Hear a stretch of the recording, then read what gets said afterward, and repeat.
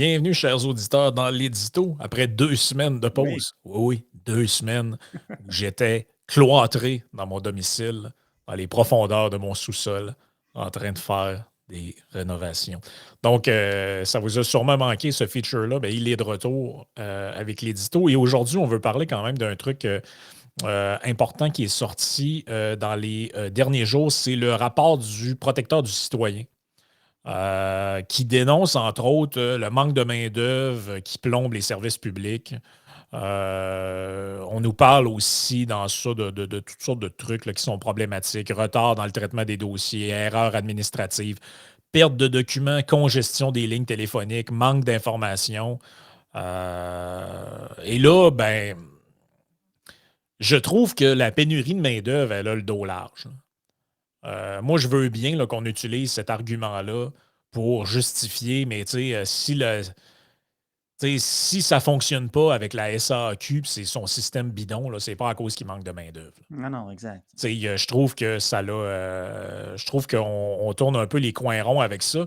Mais bref, Radio-Canada a fait un article là-dessus que les gens peuvent consulter. Je le partageais à l'écran ici, qui s'appelle Le manque de main-d'œuvre plombe les services publics selon le protecteur du citoyen.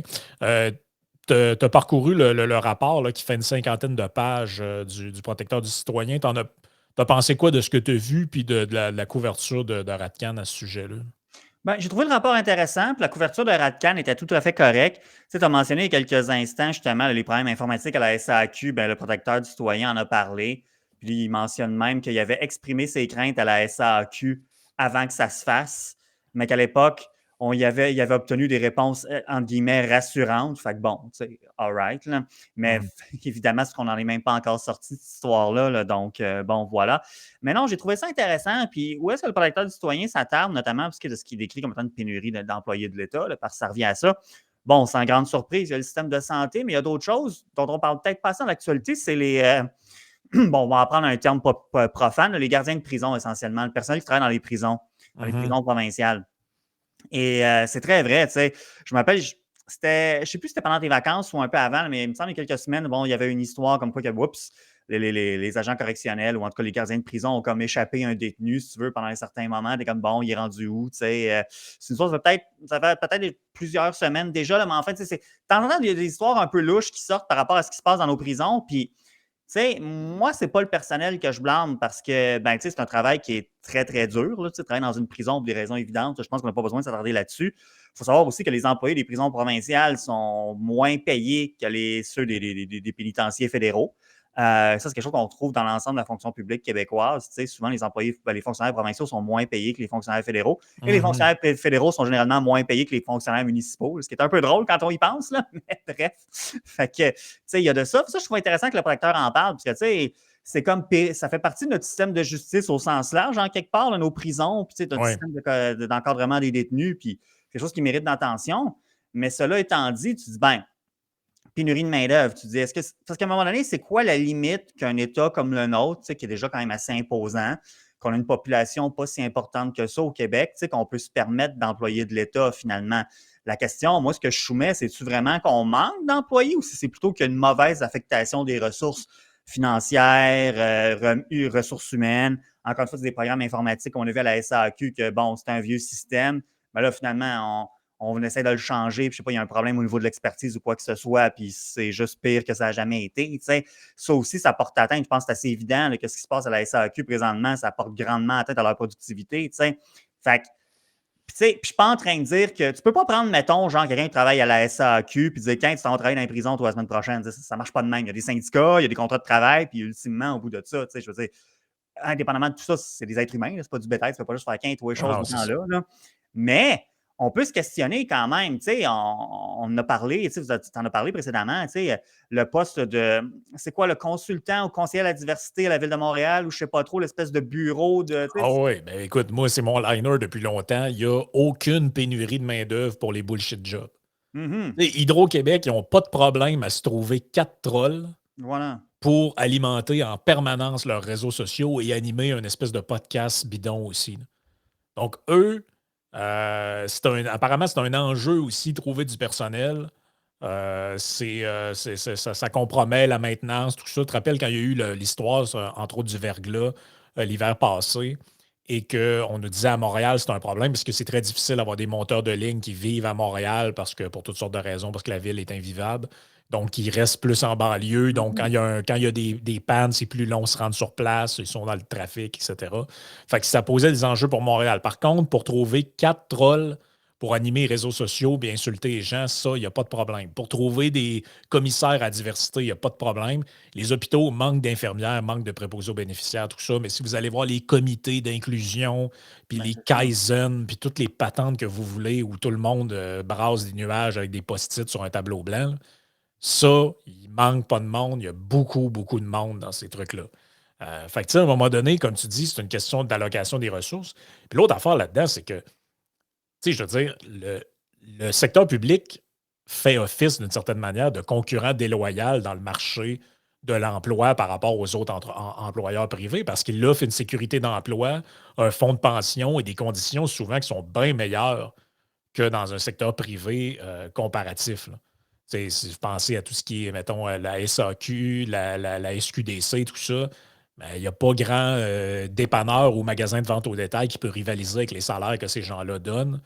Bon, ils se disent qu'ils se font cannibaliser des employés dans la santé pour les agences privées. Mais ça, c'est-tu à cause qu'il y a une pénurie de main-d'œuvre ou c'est parce qu'ils ne sont pas capables de gérer des horaires, qu'ils ne sont pas capables Ben de. voilà. Il y a tout ça là-dedans. Puis l'autre point qu'on se fait soulever souvent, là, c'est entre autres par rapport à pour les enseignants. Quand on a parlé de ça, qu'il manquait des profs, là, finalement, Mhm. le chiffre de 8000 kicks, c'était pas vraiment bon. Ils se sont trompés. C'était plus 3000. Puis bref, là, à la fin du compte, c'était pas si pire que ça. Et je recevais des messages, moi, de gens qui nous disaient Hey, moi, j'ai envoyé mon CV, on m'a jamais rappelé.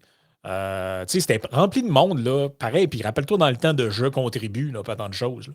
Oui, oui, Cherchais oui. du monde dans les centres de vaccination, puis dans toutes sortes de places pour aller porter main forte dans les CHSLD. Tout ça, c'était rempli de monde que ah, ben j'ai envoyé mon CV, mais on ne m'a jamais rappelé. Ou bien, tu sais, dans les hôpitaux, ben là, le recrutement l'été, on ne peut pas ben faire ça. Les gens qui sont aux ressources humaines, qui passent les entrevues, sont en vacances l'été. Fait que là, le recrutement va aller à l'automne, mais on se plaint des médias que le système est sous tension, qu'il manque de monde. Tu sais, c'est cette immense machine-là, qui est l'appareil gouvernemental, là, et toutes ses ramifications, plus ça devient gros, plus ça devient extrêmement difficile à gérer. Fait que, tu sais, c'est beau dire le manque de personnel, mais tu sais, je suis à peu près certain que si on garochait comme par magie, dans chaque hôpital, mettons, on est capable de rentrer 20 préposés aux bénéficiaires de plus, là, on rentre ça là-dedans. Ça va probablement faire puis donner un bon coup de main pour un certain temps. Puis après quelques mois, 1 an, 2 ans, on va nous ressortir les mêmes affaires. On manque de monde, on ne sait pas quoi faire. Puis là, tu vas apprendre que sur les 20, il y en a 10 qui sont partis ailleurs. Il y en a l'autre moitié qui est en congé de maladie pour épuisement professionnel. Tu sais, il y a autre chose que la pénurie de main-d'œuvre là, dans ce truc-là. Là. Oui, oui, je pense qu'il y a un enjeu de conditions de travail, tu sais. Puis qui dit conditions de travail, ça va bien au-delà des enjeux salariaux. Tu sais. Oui, on peut dire, ben, c'est pas assez compliqué parce que ça dépend, tu sais, dans le contexte canadien et québécois. Tu sais, on peut dire, oui, il y a certains emplois du domaine public qui sont beaucoup plus alléchants en termes de conditions de travail générales que dans le privé, mais c'est de qui qu'on parle? Fonctionnaires provinciaux, fédéraux, municipaux, qui sont eux-mêmes en compétition l'un avec l'autre. Puis par ailleurs, tu sais, Yann en a parlé souvent dernièrement, tu as le contexte inflationniste qui embarque. Les seuls qui ont. En tout cas, il y a beaucoup de gens dans le secteur privé que les salaires se sont rajoutés. Là. Qui est allé, j'étais dans un Subway il n'y a pas trop longtemps, ça recrutait à 22$ de l'heure. Là, ça avait une Oh, ouais. affiche dans la porte, puis tout. Tu te dis, bon, fait qu'il y a beaucoup, je ne dis pas tout le monde, mais il y a beaucoup d'emplois du secteur privé qui sont ajustés depuis l'inflation qu'on connaît depuis une couple d'années. Là. Tu te dis, bon, mais c'est vrai que dans le secteur public, malheureusement, il y a encore un lag. Puis comme Yann le disait, on ne veut pas que ces gens-là soient. Le but, on ne veut pas faire des économies d'échelle. On ne veut pas faire des économies, genre en les payant moins ou en les payant mal, parce que si les meilleurs ne resteront pas, ils vont traverser ils vont s'en aller au fédéral, on s'en aller au municipal, on s'en aller au privé. Puis l'État québécois, même si plusieurs parmi nous aimeraient l'avoir plus petit, et je veux dire, bon, c'est bien le fun, les idées libertariennes, mais l'État ne disparaîtra pas demain matin. Fait que tant qu'à en avoir un, aussi bien d'en avoir un qui fonctionne comme du monde. Puis là, on peut prétendre qu'actuellement, en tout cas, du moins, quand on regarde les délais d'attente en santé, en éducation, il y a bien des affaires qui a des manques. Fait que tu dis, bon, oui, il y a l'enjeu de rémunération, surtout qu'actuellement, on en a parlé, mais je veux dire, quand les députés à Québec, ça vote des 30 de hausse de salaire, là, tu te dis, c'est parce que c'est un enjeu, c'est parce que ça devient insultant à un moment donné. Puis dans le quotidien, je peux très bien m'imaginer qu'à un moment donné, ça te picosse, là, puis ça vient affecter ta motivation au travail, éventuellement ta productivité, etc. Mais bien au-delà de ça, moi, je reprends l'exemple que tu avais donné à un moment donné. Il y avait un de tes proches qui avait demandé un congé, genre une couple de mois à l'avance pour t'aider dans ton déménagement l'an passé. Puis je pense que ta veille, la réponse t'a pas rentré encore. Tu dis que ça, c'est quelqu'un qui travaillait au public. Tu verras pas ça une histoire de même au privé. Ça n'arrivera pas. Là. Ça arrivera pas. Ben, Ça, si tu traites tes employés de même, je mets de valeur, ils vont sacrer le camp. C'est ça. Fait que, tu te dis, oui, tu as le salaire, c'est important, mais c'est parce que tu as toutes sortes d'espèces de patentes que tu ne verras pas ailleurs, qu'à un moment donné, ben, ça met du sable dans l'engrenage. Fait que ça aussi, c'est des problèmes. Fait que, ajouter plus de fonctionnaires ou d'employés de l'État là où c'est nécessaire, je veux dire, dans les prisons, définitivement. Plus de préposés aux bénéficiaires, par exemple, définitivement. On pourrait donner une multitude d'exemples. Mais en absolu, je ne pense pas que ce soit la solution en soi, un peu comme pour les raisons que tu as données avec l'exemple de l'hôpital, justement. Je pense que c'est peut-être juste. Là, c'est plate, les postes, les bullshit jobs qui ont été comblés. Je veux dire, je ne blâme pas les gens d'avoir postulé dessus. C'est une job, elle est bien payée, prends-la. Là, c'est parce que tu peux pas juste dire, ben toi, chose, tu travailles sur une bullshit job à la Ville de Montréal, maintenant tu te rends dans une prison, ça marche pas de même, là. Mais là, c'est parce qu'on s'est comme mis dans une situation où est-ce que ça aurait été le fun d'y penser avant, avant de créer tous ces jobs-là, toutes sortes de postes à combler, de dire, ouais, ben, ça ramène au sens des priorités, finalement. Ben, c'est ça, c'est que c'est une question de priorité, puis c'est une question, moi j'en parle souvent de ça, puis je sais que je suis fatigué avec ça, mais il faut tout le temps revenir aux missions fondamentales des structures qui sont en place. Le but de l'école, a priori, c'est quoi? C'est d'apprendre à lire, écrire et compter. Donc, s'il manque de professeurs, vous êtes en pénurie de profs, là, ça se peut-tu que le cours éthique et culture d'Omienne que vous voulez mettre là, pour remplacer l'ancien cours de CR qui remplaçait lui-même autre chose, est-ce qu'on peut peut-être penser à ne pas mettre ce genre de cours-là puis utiliser les ressources qui sont disponibles s'ils sont assez compétentes pour se faire, pour donner d'autres cours que ça? Parce que là, on va se ramasser dans un contexte où il y a des professeurs qui donnent des cours dessinés sur un coin de table par des ronds de cuir du ministère de l'Éducation. Ils vont donner des cours. Eux, ils ont des qualifications pour probablement peut-être donner des cours de français ou de maths à des niveaux inférieurs. Mais pendant qu'eux donnent des cours où il y a un infirmière qui vient mettre un condom sur une bite de bois, puis il y a ce genre de niaiserie-là, un petit peu de religion, un petit peu de gender fluide au travers de ça, ben là, on a des gens qui ont aucune qualification, qui vont être dans des classes de kids qui vont être surveillés littéralement, là, avec l'objectif très ambitieux d'avoir un adulte par classe. Ça, c'est quand même choquant. J'en veux pas aux profs, moi, ils font ce qu'ils peuvent, puis ils sont affectés exact. ou ils sont affectés. Mais je sais pas si vous vous rendez compte de l'absurdité de la chose, là. Il y a des gens qui ont une formation universitaire qui vont donner des cours qui sont inutiles là, à toute fin pratique. Là. Alors que ces ressources-là pourraient être affectées à d'autres niveaux, à des jeunes qui ont besoin d'un enseignant qui est qualifié, pas juste d'un adulte qui surveille la classe. Là. C'est parce que l'effritement de nos services publics, c'est fait tellement de façon, par petits bouts, étape par étape, que ça ne s'est pas fait du jour au lendemain. On parle beaucoup du village ambulatoire des hôpitaux. Là, bon, moi, j'étais très jeune à l'époque, mais c'est pas arrivé. En tout cas, l'impression que j'ai, c'est pas arrivé du jour au lendemain. Bang, le coup près, hier, les services c'était magique, puis le lendemain, c'était cheaté. Ben non. Fait par étapes. Le mec, tu t'en rends pas compte. Là, en quelque part, tu es conscient que c'est pas vargeux les services que tu obtiens pour les taxes que tu paies, mais bon, c'est ce que c'est. Là, c'est comme il faut qu'il y ait une prise de conscience. C'est comme, attends un peu. Dans les écoles, l'objectif, c'est d'avoir un adulte par classe. Dans les hôpitaux, tu avais du B. L'autre fois qu'ils étaient fiers d'avoir réduit les listes d'attente à 16 heures. Justement, la justice, on en a parlé à plusieurs reprises. Puis là, je reviens plus, pas juste les prisons, mais les tribunaux, devant les tribunaux, etc. Ça ne marche pas. Puis pendant ce temps-là, tu as notre mangeur de poutine nationale. Je ne sais pas si tu as pas ça pendant tes vacances, mais qui se préoccupe du contenu en anglais sur Spotify. Là, je veux dire, c'est. Oh, et puis qui était tout fier de se faire dire qu'il était le champion du monde de l'environnement par Al Gore. Et moi, je ne sais pas pour vous autres, là, mais moi, si Al Gore a du bien à dire sur moi, je vais être plus gêné qu'autre chose. Je veux dire, en tout cas, pour moi, il n'y a rien de crédible de ce bonhomme-là. Là. Mais en tout cas, ça, c'est un autre débat et on reviendra peut-être dans Parti Patreon. Mais c'est ça, c'est important d'avoir ce genre de truc-là, de protecteur du citoyen qui varlope le gouvernement. Mais on dirait qu'on est tout le temps dans. C'est comme l'article qu'on a lu l'autre fois là, sur le gars qui parlait de on n'en a pas pour notre argent dans la presse, tout ça. Puis t'es comme bon point, bon point, bon point. Puis ça aboutit toujours à des genres de demi-conclusions décevantes. Là. C'est pour comment ça qu'il n'y a aucun ministre, il n'y a aucun ministère qui est capable de se gérer pratiquement comme il faut, là. Tu sais, Mané puis qui est tout le temps visé. C'est soit les mêmes en plus là, qui sont visés par ces rapports-là, que ce soit la vérificatrice générale ou le protecteur du citoyen. Tu sais, année après année, c'est toujours les mêmes affaires. La gestion du fonds vert qui est déficiente. Mhm. Après ça, le ministère de la Santé, le ministère de l'Éducation. Tu sais, c'est toujours un peu les mêmes qui sont dans le collimateur. Puis il n'y a rien qui change. Ça n'a pas l'air à trop déranger. Tu sais, il y avait une autre affaire que j'avais retenue là-dedans. Attends un petit peu, je te redescends ça. Ah oui, on parle de la facturation des chambres d'hôpital. M. Dowd évoque aussi dans son rapport le problème qu'il avait déjà soulevé en 2018. Je Ouais. rappelle qu'on est en 2023. Donc, dans son rapport de 2018, il avait déjà souligné que, bon, il y avait une genre de confusion, que c'était pas clair comment on attribue les chambres d'hôpital privées, semi-privées, comment les assurances, ça fonctionne dans ces trucs-là. C'est comme un peu géré tout croche par hôpital. Au CHUM, ça marche, c'est pas facturé de même. Ailleurs, c'est facturé autrement.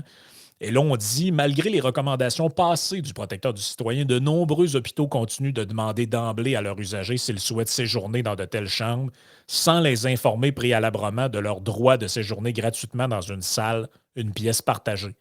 Cet état de fait est d'autant plus choquant que cette chambre de base est parfois inoccupée, souligne M. Dussault jeudi. On facture des gens pour une salle qu'ils auraient eue de toute façon. Ouais.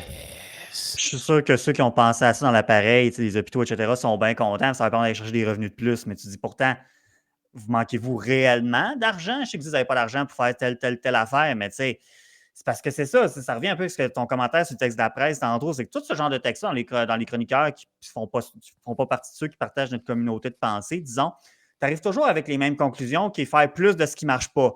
Plus Ouais, d'embauche, plus d'argent. Oui, mais c'est parce que tu fais juste nourrir la bête. Là, c'est pas ça. Je repensais à ça, je repensais à ça ce matin en préparation de la chronique. Je me disais, il faudrait ressortir le terme réingénierie de l'État. Là. Ceux qui se rappellent de ça, Jean Charest, dans le temps, c'était quoi la réingénierie de l'État? Finalement, c'était pas grand-chose parce qu'il n'est pas arrivé grand-chose avec ça. Là. Mais l'idée derrière ça, puis je parle même, puis je suis pas en train de dire de mettre du monde dehors. Là. Non, non, au contraire. Ben, en tout cas, je pense pas, du moins. Là. Moi, c'est pas ça que j'ai en tête. C'est juste de dire, j'en reviens pas à ce qu'on disait tantôt, c'est que là, le passé, c'est le passé. On est comme un peu pris avec. Fait que, je pense qu'il faudrait penser, il y aurait probablement une genre de phase de transition ou je ne sais pas trop, mais disons, si on essaie d'être tourné vers l'avenir, de dire, regarde, on peut-tu slacker un peu les bullshit jobs là, pour une couple d'années? Là? On peut-tu justement, tu sais, comme prendre le temps de comprendre le plan finalement? D'essayer de réfléchir un peu, là, comme, OK, mais avant, tu sais, de revoir nos façons de faire, de dire, tu sais, où c'est le fun là, d'avoir des cadres, des ci, des ça, des processus, des procédures, tout ce que tu voudras, des rapports, des ci, des ça. Mais là, c'est parce qu'il faut revenir, je pense. C'est parce qu'il faut que le service à la population redevienne l'objectif premier. Tu sais, on a vu les réponses ces derniers jours d'Hydro-Québec sur Twitter, les 4 trolls, là, jusqu'à quel point c'était donc non, notre mission, c'est pas juste de fournir l'électricité. Ben, je veux dire, ça devrait pas mal être ça. Tu peux avoir les objectifs. Tu sais, ton objectif premier demeure de fournir l'électricité. Je ne veux pas être plate, fournir l'électricité, donner des redevances au gouvernement, d'en exporter des surplus quand on en a. Là, on ne sait plus trop ce qu'il y en a avec ça, tu sais, mais justement, puis là, c'est sûr qu'évidemment, on ne veut pas un milieu de travail Hydro-Québec soit discriminatoire, etc., tu sais, mais il faut que tu reviennes à ta mission de base, là. Non, mais de toute façon, on n'a pas à être au courant de leur régie interne. Tu sais, ça, c'est une autre affaire aussi. C'est que les gens qui font du prêchi prêcha sur la place publique, en utilisant des informations qui sont de l'ordre de la régie interne, comment ils engagent leurs employés, comment ils les traitent, comment ils font telle affaire, ça, là, c'est. Je veux dire, si vous êtes, mettons, dans une entreprise, c'est des politiques internes de telle entreprise. Moi, je n'ai pas à savoir comment Costco embauche les gens, puis à quelle heure les gens prennent leur pause, puis ils ont dessus des locales de prière ou ce genre de trucs-là. Ça concerne les employés et l'employeur. Donc, moi, tu sais, je veux dire qu'Hydro-Québec à l'interne se dote de programmes d'inclusivité ou tout ça, j'ai aucun problème avec ça. C'est leur gestion. Ils gèrent la société d'État, puis après, ils auront à rendre des comptes sur les objectifs qui sont donnés. Mais après, qu'ils utilisent des trucs de même pour faire du genre de preaching social, c'est comme si maintenant, c'est comme si Hydro-Québec, maintenant, c'est devenu un prof de cégep en sociologie, là, puis que Ouais. son but, c'est de genre prêcher une bonne parole en utilisant ses documents internes, en disant, regardez, nous, là, on est rendu à tant de pourcentage de telle affaire, puis c'est comme, oui, mais votre but, là, ce n'est pas de faire du radotage moralisateur à la population, c'est de se fournir un service. Ben, tu vois, l'histoire du document là, qu'ils ont sorti, là, c'est là que je mets un bémol ce que tu viens de dire. Je suis d'accord dans les grandes lignes de dire non, effectivement, là, leur régie interne, ça nous regarde pas. Mais en quelque part, ça nous regarde jusqu'à un certain point, en ce que je suis content que ça ait sorti que leur objectif d'embauche, c'est 50 de membres issus de la diversité d'ici 2026. Parce que, tu sais, je veux dire, ils sont quand même, je veux dire, Hydro-Québec a notre service. Tu sais, oui, ils génèrent des redevances, mais en quelque part, tu sais, c'est nous qui payons pour ce service-là. Tu sais, on est facturé. Pour ça, ça fait partie de l'État au sens large. Je veux dire, hey, je veux savoir, moi, là, si une personne, s'il y a vraiment des.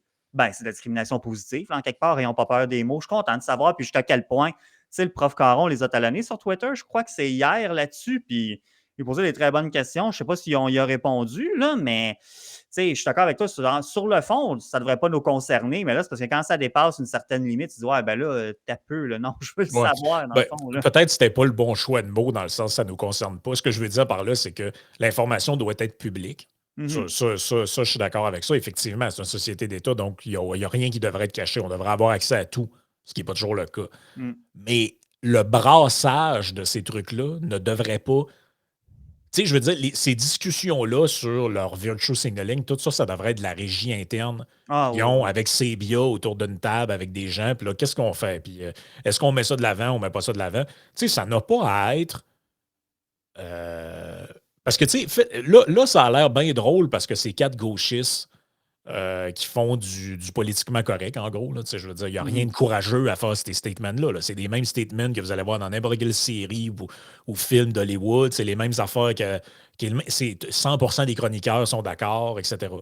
Bon, mais il n'y a, y a rien d'extraordinaire là-dedans.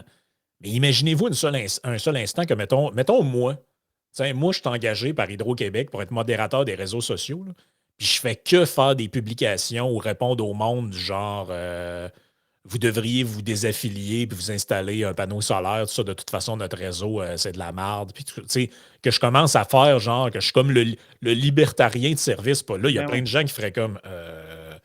C'est parce que lui, il est là pour poster des infopannes puis Ben répondre à oui. des questions. Tu sais, puis ça, c'est vraiment une nouvelle mode là, qu'il y a, même dans les municipalités, commencent à faire ça, là, Mhm, à faire des mhm. genres tu regardes les pages Facebook de plusieurs municipalités, puis c'est devenu ça, là, la nouvelle mode d'engager des espèces de petits passifs agressifs ou de petites passives agressives. Ouais, On ma ville leur le donne, fait maintenant. Ben ben oui. oui, on leur donne les clés du Facebook puis du Twitter de Longueuil ou de Saint-Hubert ou de je sais pas trop de Saint-Hyacinthe ou whatever. Et ces gens-là insultent des citoyens qui sont comme hey, c'est quoi l'affaire de tel. Puis tu sais, Facebook, Twitter, Instagram, tout ça, ce sont des réseaux sociaux. Un réseau social, là, c'est une version moderne d'une taverne. Mhm. Dans une taverne, il y a des gens bien éduqués, puis polis, puis tu as des gens un peu mal dégrossis, qui vont te sacrer après, qui vont parler fort, tout ça. Je justifie pas ce que les gens disent, mais vous pouvez pas vous surprendre, tu sais. Je veux dire, tu fais des publications, tu mets une photo de ton chat, puis il y a tout du monde qui trouve le moyen de t'insulter dans les commentaires. Ben Fait oui. que là, tu sais, ces gens-là, ils utilisent ça pour se victimiser. Puis après ça, c'est pas de notre faute, on fait pitié, puis blablabla, puis blablabla. Tu sais, c'est la même affaire avec les autres organismes gouvernementaux, là. Tu sais, là, ils se font critiquer par le. Tu sais, moi, c'est ça qui m'écœure, c'est qu'à chaque fois que ces genres de rapports-là sortent, il y a plein de bons points qui sont soulevés, d'autres qui sont peut-être plus discutables, puis ça a l'air à pas déranger personne. Tu sais. Mm. En fait, tu as toujours des réactions du genre ah ouais, mais on a déjà adopté des mesures pour telle affaire. Ils ont toujours tout réglé tout le temps. Mhm, La mhm. situation est sous contrôle, puis on a ci, puis on a ça. Puis t'es comme, ben, ça n'a pas l'air tant sous contrôle que ça, puisque des points qui avaient été soulevés il y a des fois 5 6 ans dans le passé sont encore à l'ordre du jour. Ouais, puis il n'y a personne imputable là-dedans non plus, là. Qui a perdu sa job? Tu sais, quand quelque chose qui ne marche pas depuis des années, il arrive quoi avec ce monde-là? Tu sais, on l'a vu, là, il y a quand même, tu sais, as le sac à coach, puis tu as le sac à très hauts fonctionnaires, là, tu sais, qui se promènent d'une société d'État à l'autre. Tu te dis, bon, tu sais, je ne veux pas en blâmer un particulier, parce que je ne connais pas particulièrement ces gens-là, pas plus que n'importe qui nous écoute. En réalité, tu entends tes voix popper à la TV, puis tu t'en rappelles plus d'une fois à l'autre. C'est juste que dans l'histoire de la SAQ, tu sais, on a vu qu'il y a quand même eu un genre de jeu de chaise musicale là, quand ça a commencé là, l'hiver dernier et tout. Tu te dis, oui, mais y a-tu quelqu'un, un moment donné, qui. qui assume la responsabilité d'un fiasco quand un fiasco survient. Je veux dire, même le ministre qui avait dit qu'elle allait démissionner pour autre chose, finalement, là, l'histoire du troisième lien, finalement, il a backtracké. Fait que tu te dis, c'est sûr que quand tu plus haut dans la. C'est parce qu'ultimement, c'est qui les plus hauts dans l'appareil du pouvoir? Ben, c'est Ouais. le conseil des ministres. Tu dis quand même, ces gens-là, ils ne mettent pas leur culotte, comme on dit. Tu Ben ne non, ben non, peux ben pas non. t'attendre à mieux, Comme finalement. dit le Mais proverbe, le poisson pourri par la tête, là. oui, C'est oui. carrément Mhm. ça là, dans le cas actuel. Écoute, on va aller dans la partie Patreon. On va parler un petit peu de, j'allais dire notre ami, c'est pas tant notre ami, là, mais Doug Ford, le Ouais. premier ministre ontarien qui recule. Il y a un bon, il y a un bon reculon, Doug Ford. Là. Ça fait bip-bip souvent. Lui, Ouais. il est comme son homologue du Québec. Ça fait, ils s'entendent bien là-dessus ensemble. Oui, oui, oui. Eux, c'est. En fait, ces gens-là, s'il y avait un dictionnaire des expressions, puis tu pouvais chercher l'expression grosse annonce, petit magasin, c'est le face qui est à côté. C'est clair. C'est carrément ça. Là. C'est des gens qui se sont fait élire en nous disant qu'ils étaient des réformistes conservateurs, puis qu'ils allaient tout virer de bord. Doug Ford allait mettre de la bière qui allait coûter une pièce. Il allait rendre le marché abordable. Il allait faire plein d'affaires. Puis finalement, c'est recul, recul, recul, recul par-dessus recul, comme son homologue québécois. Mhm. Fait qu'on va en parler dans la partie Patreon, notamment à propos de la fameuse Green Belt, dont on a Ouais. parlé dans le trio avec Pierre Desrochers. Il y a encore un recul là-dessus. Et les environnementalistes, là, ils sont au bout de leur chaîne avec toute cette histoire-là. Là. Donc, on va en parler dans la partie Patreon. Joignez-vous à nous, Oui. patreon.com/isénéchal.